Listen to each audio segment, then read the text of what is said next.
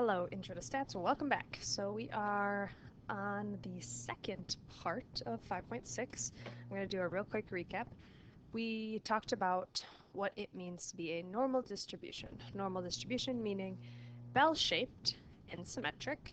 We know that the area under this curve will always be 1, and the mean is the center, mu, and there are 3 standard deviations above the mean, 3 standard deviations below the mean in a distribution. We talked about that if I have a relatively small standard deviation, my width is just going to be smaller than a bigger standard deviation.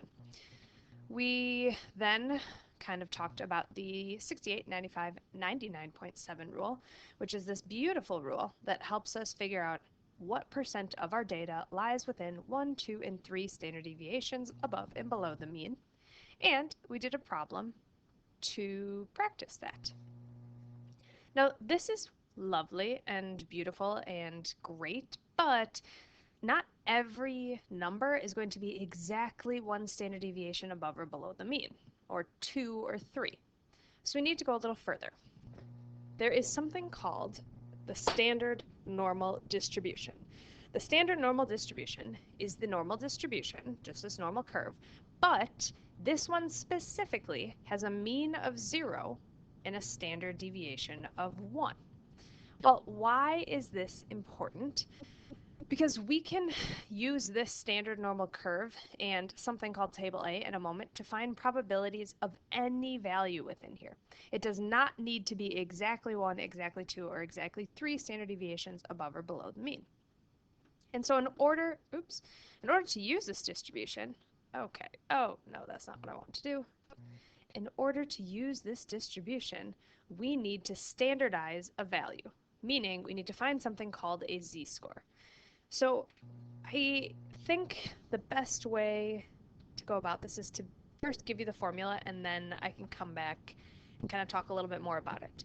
So a z-score, otherwise known as a standardized value, is equal to the value we are interested in, x, so this is the value, minus the mean all over the standard deviation.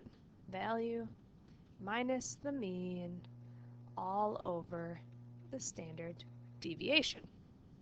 Now let's think about this for a moment. Let's say I tell you that ACT scores are normally distributed, all right? And they have a mean of, let's say an average ACT is a 22. I don't actually know if that's correct.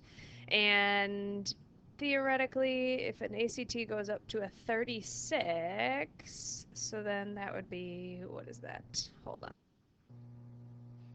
Okay, sorry about that. Pause the video just to do a little quick math. Okay, so the highest ACT you can get is a 36. Let's say the mean is a 22, which would mean the standard deviation is about 4.7. Now that's not perfect, but it'll do for now. Well, you might not get exactly a 26 or exactly a 31, right? Maybe you got let's say a 25. So you're right here. You're somewhere between the mean and 1 standard deviation above, but you're not exactly 1 above. So how do we figure out how far above the mean you are?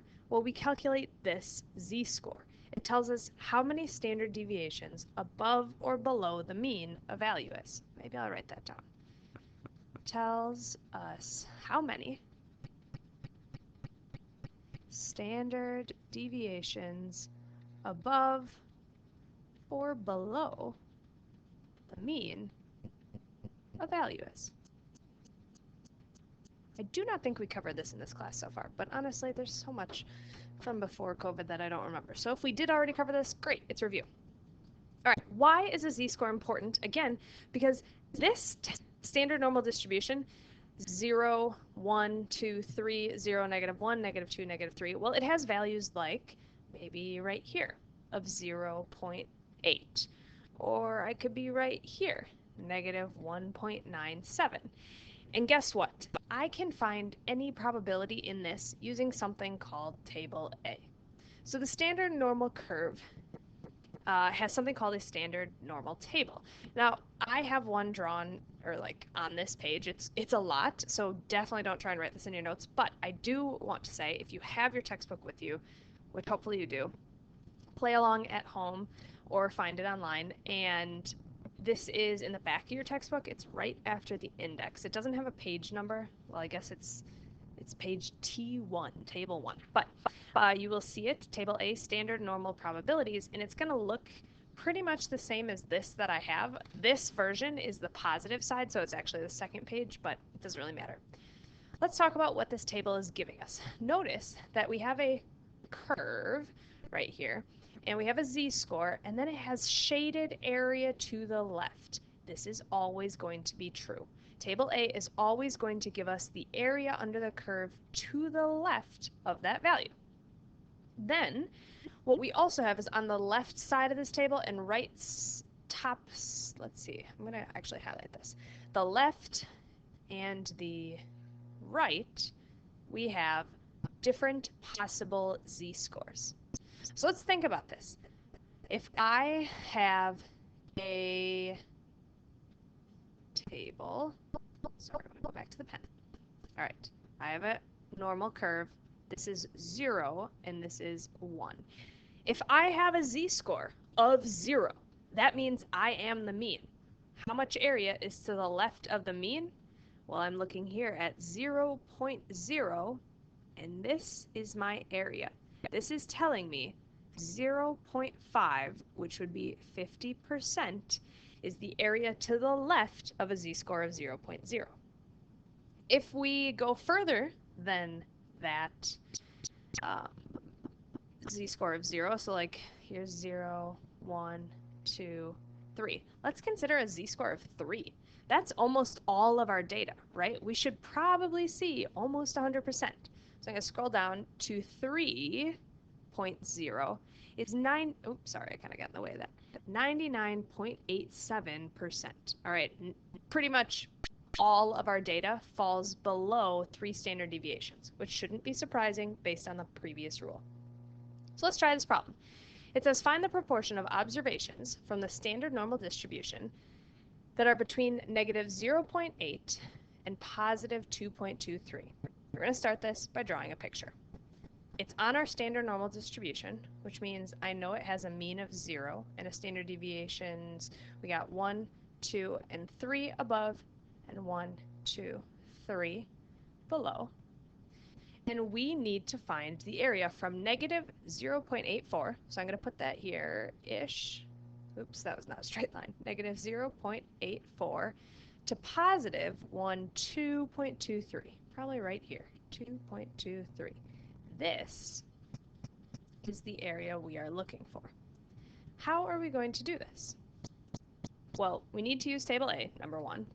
And number 2, we need to remember that table A only gives us the areas to the left. So if I go to table A and I pick out negative 1, negative 2. All right, if I go to table A and I look for negative 0.84. So I'm going to go back up. Oh, I don't have the negatives. You know what? We're going to start with the positive one. So sorry. Actually, I can leave that there. Okay. Sketch out my little curve. This is 0, 1, 2. So I am right about here. 2.23. If I go to my table, 2.2 is right here. 2.23 is this column. So now I'm 2.2 here. 0.9871. That means all of this, everything to the left here, what did I say? 0.9871 is 98.7%. But I don't want all of that. I want to get rid of this piece. So what do? I go to my table A. Now I am doing this in the textbook because I do not have the negative version on here. I am going in my textbook to negative 0.8, was it 84? Yep, negative 0.84. And I'm following across on the table, hopefully you are too, and I'm seeing that this area to the left, right here, is 0.2005, or about 20% of my values fall below this. All right, So now again, if I want to find this green, I just want to quick go through. We found all of this blue is 98. This red is 20. So if I want to find the green, I'm going to take 98.71% minus 20.05%. And I am going to get a number that I do not have offhand. And I get 78.66. 78.66. And that is my final answer. Ooh, sorry, that's kind of a bad drawing. Now there's one other type of problem we could be asked to do here, and it says in the standard normal distribution, 20% of the observations are above what value? So now let's consider what they're telling us.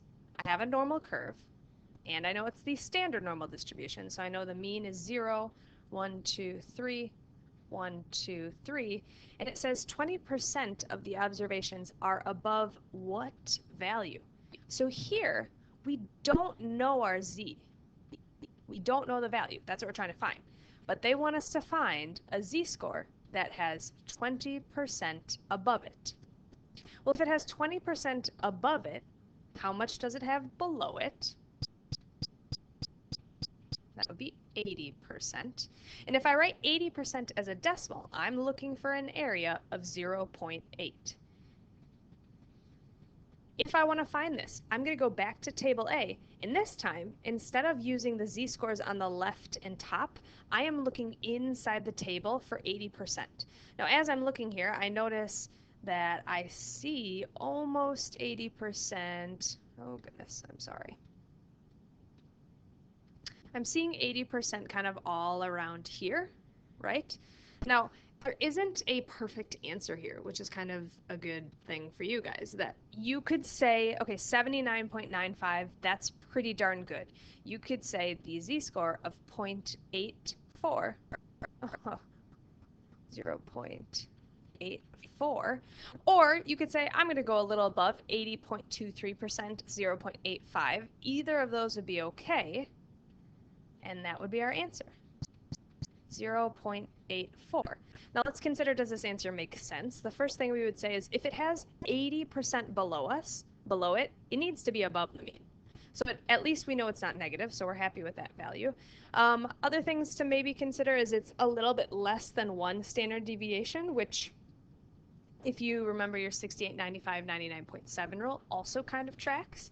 One other small thing I do want to mention is this thing is symmetric, which means I know that a z-score of 0.84, 0.84, has a 20% above it, which means the z-score of negative 0.84, make a guess, has 20% below it. Sorry, the yellow you can't really see. But we saw that pretty much right here, right? Negative 84, 20.05%. I just wanted to point that out in case you hadn't caught it. All right. Obviously, if you have questions, please reach out and ask. I haven't really heard from a lot of you, and I miss you. But if you don't have questions, that's great too. Your textbook is a great resource, and I will talk to you.